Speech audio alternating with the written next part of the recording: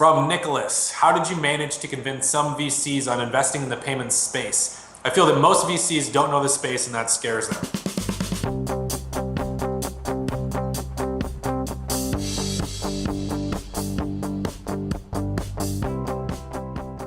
So here's something that you really need to keep in mind with investors.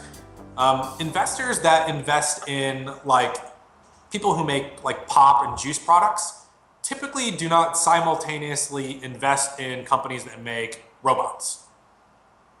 Their venture partners, even their LPs, their managing partners, their analysts, typically has some sort of industry or sector focus, right?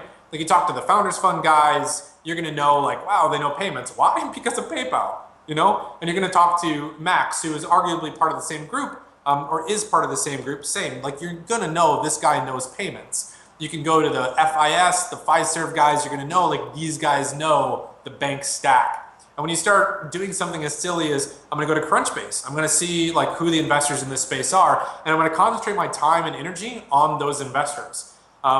When you start growing your company, you're gonna have this weird moment where investors are gonna start coming to you.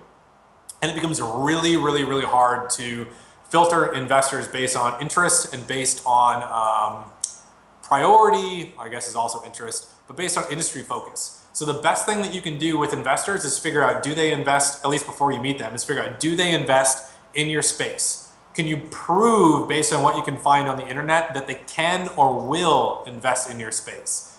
Have they ever invested in anybody that you know? A great way to get introductions to VCs is through other founders, especially founders that have had exits or are much later stage than you are.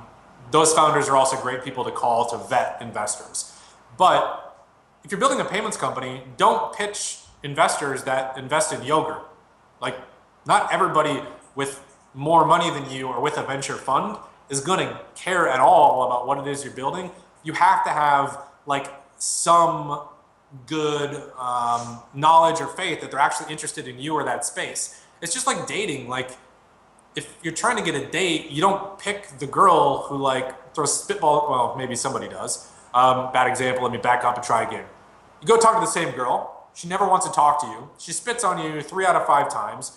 She thinks you're an idiot, and it never works. That's probably a bad place to invest your time long term and trying to marry that person.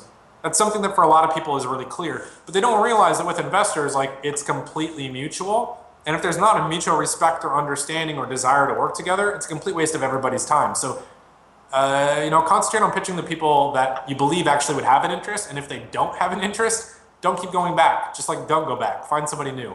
My dad once told me that if a bank turns you down for something, there's always a bank across the street. It's not like that with VCs in Iowa, but it might be like that with VCs in other areas. And the reality is there's a possibility that your idea may not get funded, or your company may go under, or you're unable to bring in revenue or investment dollars, or both, and those ideas are going to die. However, good ideas, strong teams, a customer need typically is able to bring investment or revenue, and both in great scenarios, obviously.